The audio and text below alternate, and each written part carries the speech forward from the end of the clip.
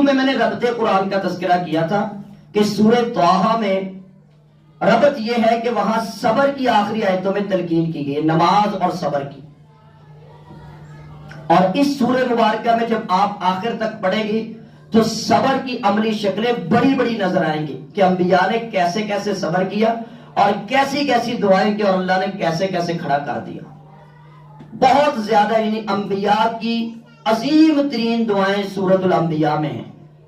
انبیاء کی دعوت کا عظیم ترین منہج سورہ انبیاء میں ہے، اور انبیاء پر ہونے والے غلیظ ترین اعتراضات سورہ انبیاء میں اکٹھے کر دیے، اور ان کا باطل پن کے جب جب جس دور میں نبی کے خلاف جو کھڑے ہوئے ان کی حماقتیں کیسی تھی، ان کی سوچ کیسی تھی، ان کی دلیلیں کیسی تھی، ان کے کردار کیسے تھے، ان کی جہالتیں کیسی تھی، کھل کے روزے روشن کی طرح بیان کر دیے، عیاں کر کے رکھ دیا اس کو.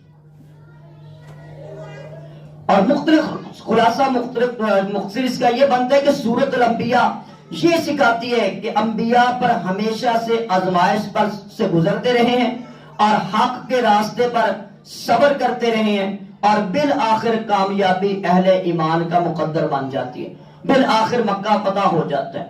بالآخر اذا جاء نصر اللہ والفتح ورأیت الناس يدخلون فی دین اللہ افواجا، کہ وہ دین جو اللہ نے نازل کیا ہوتا ہے اس دین پر چلنے والے ایک نہ ایک دن فتح ان کے حق میں آ جاتی ہے، ایک نہ ایک دن سارے کنٹرول اور حکومتیں اور خلافتیں ان کے پاس ہوتی. اور اسی طرح شان نزول میں بتایا تھا کہ خاص واقعہ کے تحت نازل نہیں ہوئی بلکہ مختلف قسم کے اعتراضات جو نبیوں پر کیے گئے، اور وہ سارے ملا کر امام الانبیاء پر بھی کیے گئے، اور ان کا سب کا جامع جواب بھی صورت میں دیا گیا ہے کہ ان کے یہ اعتراض، ان کے یہ بہانے کوئی حقیقت نہیں رکھتے ہیں. وہ غافل غفلت میں پڑے ہوئے ہیں اور جہنم کا بالن بننا چاہتے ہیں اور اپنی غفلت سے نہیں نکلنا چاہتے. تو اس کا مرکزی عنوان ہوا کہ قرب قیامت اور انسانی غفلت. یعنی سب سے مرکزی عنوان پہلے رکوع کا کیا بنا؟ قرب قیامت اور انسانی غفلت، کہ قیامت ہمارے سر پہ کھڑی ہے. قرب قیامت کی نشانیاں آنکھوں سے نظر آ رہی ہیں ہر لحاظ سے. بے حیائیاں فحاشیاں عام ہو جائیں گی، عام ہو گئی. آلات موسیقی مسجد تک پہنچ جائیں گے، پہنچ گئے ہیں. چھوٹے بڑوں کی نافرمانی بے ادبی کریں گے، کوئی بڑوں کا حیا نہیں کریں گے، ایسے ہی ہو رہا ہے. اولادیں اپنے والدین پر حکمرانیاں کریں گی، ایسے ہی ہو رہا ہے. علم اٹھ جائے گا، فتوے رہ جائیں گے، جہالتیں رہ جائیں گے، ایسے ہی ہو رہا ہے. حلق سے نیچے علم نہیں جائے گا، ایسے ہی معلومات کے لیے علم ہو رہا ہے. یعنی قیامت سر پہ کھڑی ہوئی ہے. اقترب للناس حسابهم وهم في غفلة معرضون، اور ہم اب بھی غفلت میں پڑے ہوئے ہیں. تو غافل انسانوں کو جگانے کے لیے، اور نبیوں کا مقصد دنیا میں آنے کا یہی ہوتا ہے کہ تنبیہ الغافلین، کہ غافل انسانوں کو تنبیہ کی جائے. اور فکری پہلو اس میں کیا ہے کہ انسان وقت کو لمبا سمجھتا ہے، مگر اللہ کے ہاں 1000 سال ایک دن کی مانند ہوتا ہے.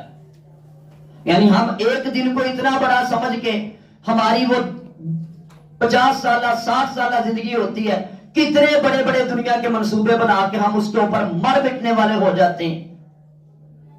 تو اللہ کے ہاں زیادہ سے زیادہ ہماری 50 وہ مطلب 1000 سال کی زندگی ہو تو وہاں ایک شمار ہونا. تو اس لیے دنیا میں جو بھی بندہ دنیا میں آیا اس بندے کا قیامت میں جواب یہی ہوگا، ایک دن یا دن کا ایک حصہ میں رہا ہوں. اسی طرح صحابہ کہف 300 سال سے زائد سوئے رہے ہیں. جب وہ جاگے ہیں تو ان سے پوچھا کتنی دیر سوئے؟ وہ یہی کہہ رہے ہیں کہ دوسرے کو ایک دن یا دن کا ایک حصہ، زیادہ سے زیادہ پورا دن سو رہے ہوں گے. دنیا آج ہی ہے، کل کی کل دنیا اس کو آج ہی کہا گیا، یہ کل نہیں ہے. کل تو آنے والے کو کہا گیا ہے، اور آنے والا جب آئے گا کہ نہیں آئے گا، جب وہ آئے گا تو وہ پھر آج بن چکا ہوگا. تو اس لیے یہ ہم آج ہی گزار رہے ہیں، اپنا آج بہتر نہیں کیا تو کل بہتر کیسے ہوگا؟ یہ اس نسبت کے ساتھ اللہ نے جگایا ہے.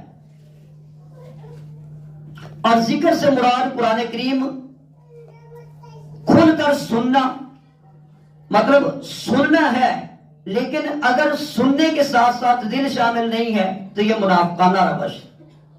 اور کفار کے 3 بڑے بڑے اعتراض کیا تھے؟ یہ انسان ہے 1، یہ جادوگر ہے 2، یہ شاعر ہے 3.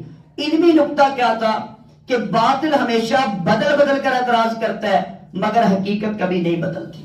حق ایک ہی رہتا ہے, حقیقت ایک ہی رہتی ہے. نبوت فرشتوں کو نہیں انسانوں کو ہی ملتی ہے. اگر فرشتہ نبی ہوتا تو عملی نمونہ کیسے بنتا؟ تو سنت الہیہ انبیاء کھانا کھاتے ہیں, ہمیشہ زندہ نہیں رہتے ہیں, اللہ کے وعدے پورے کرتے ہیں. تو یہ ساری چیزیں مطلب جب تک ہم اس طریقے سے کہ آج یعنی جو ہم نے سورت پڑھی ہے تو ہم اس سورت میں گویا کہ اس دروازے پر کھڑے ہیں جس کا نام ہی انبیاء ہے. یعنی ان ہستیوں کی طرف نسبت کا اشارہ ہے جنہوں نے انسانیت کو جو جوڑا جگایا اور رب کی طرف پلٹنے کا راستہ دکھایا. اسی لیے اس کا آغاز بھی ایسے انداز میں ہو رہا ہے کہ انبیاء یا کتاب یا معجزے یا رمضان یا مطلب جو کچھ بھی آ رہا ہے ہمارے پاس یقینی آنے والا, وہ ہماری غفلتوں کو توڑنے کے لیے آ رہا ہے. تو اس سورہ مبارکہ کے مختصر یعنی رکوعوں میں جو اشارے ہیں, سورۃ الانبیاء نے آزمائشیں تو سکھا دی, لیکن اس کے ساتھ ساتھ پہلا موضوع میں نے بتایا کہ اس کے آغاز میں قرب قیامت اور غفلت خطرناک ہے, اس کا اشارہ. حق کا انجام ہمیشہ کامیابی ہے اور باطل کا انجام ہمیشہ ناکامی ہے. یہ شروع کے رکوع کا خلاصہ بنتا ہے. اور دوسرے رکوع میں توحید کے دلائل, آسمان و زمین کی تخلیق اور نظام کائنات کی وحدانیت. اگر کوئی معبود ہوتے تو پھر کئی معبود ہوتے تو فساد کب کا پھیل چکا ہوتا, یعنی نظام کائنات ختم ہو چکا, لا فسدتا ختم ہو چکا ہوتا. یعنی اگر نظام کائنات دن رات سب کچھ چل رہا ہے, کس وجہ سے؟ اس کو چلانے والا صرف ایک ہے, وہ خالق ہے, مالک ہے, رب ہے, باقی تمام مخلوق ہیں. نظام کائنات وحدانیت کی دلیل بن رہا ہے, عقلی دلیل, فطری دلیل کہ یہ سب کچھ جو بنایا ہے اس کا کوئی خالق ہے. جو خالق ہے تو باقی سارے اپنے آپ مخلوق بن گئے, تو وہی مطلب معبود ہے, وہ محتاج کسی کا نہیں ہے. تو عقلی پہلو کے کائنات کا نظام ایک اللہ کی وحدانیت کی دلیل ہے. اور تیسرے رکوع میں سابقہ انبیاء کے واقعات ذکر کیے گئے ہیں, خصوصاً سیدنا ابراہیم علیہ السلام کا توحیدی موقف اور ان کی بت شکنی کا واقعہ. اور پھر آگے رکوع میں مختلف انبیاء کا ذکر, ایوب علیہ السلام کا صبر, یونس علیہ السلام کی توبہ, زکریا علیہ السلام کی دعا اور مریم علیہ السلام کی پاکیزگی. اور مشترکہ پیغام اس میں یہ ہے کہ مصیبت میں دعا, صبر اور اللہ پر اعتماد. مصیبت کے وقت دعا بہت بڑا ہتھیار, صبر بہت بڑا ہتھیار, نماز بہت بڑا ہتھیار, اللہ پر توکل اور یقین بہت بڑا ہتھیار. کہیں مصیبتوں مشقتوں میں فرمایا یا ایھا الذین آمنوا استعینوا بالصبر والصلاۃ ان اللہ مع الصابرین, کہیں فرمایا لا تحزن ان اللہ معنا, کہیں فرمایا حسبی اللہ, کہیں فرمایا فسیکفیکہم اللہ, کہیں فرمایا الیس اللہ بکاف عبدا, اور کہیں فرمایا لا تقنطوا من رحمت اللہ. یعنی یہ ساری چیزیں آپ کو انبیاء کے کردار کی نسبت سے ملیں گی. لا یئس من روح اللہ, کہ میں ایک ذرہ برابر بھی اپنے رب سے مایوس نہیں ہوں, نا امید نہیں ہوں.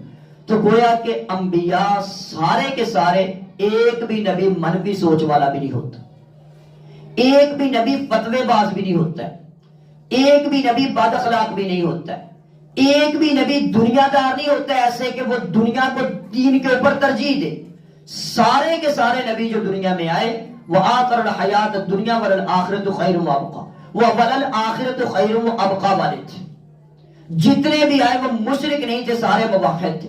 یہ آپ کو پوری سورت پڑھیں گے سب انبیاء کا عقیدہ نظر آ جائے کہ جتنے نبی دنیا میں آئے سارے انسان تھے, جتنے نبی دنیا میں آئے سارے مرد تھے, جتنے نبی دنیا میں آئے سارے موحد تھے, جتنے نبی دنیا میں آئے سارے دعوت دینے آئے تھے, جتنے نبی دنیا میں آئے سارے رب والے تھے اور رب والا بنانے کے لیے آئے تھے, جتنے نبی دنیا میں آئے وہ سارے اللہ سے مانگتے تھے, جتنے نبی دنیا میں آئے انہوں نے مصیبت میں مشقت میں پکارا ہے تو اللہ کو پکارا ہے, اللہ کے لیے کھڑے ہوئے ہیں. یہ آپ کو سورۃ الانبیاء میں گویا کہ سارے نبیوں کی دعوت کا خلاصہ مل جائے.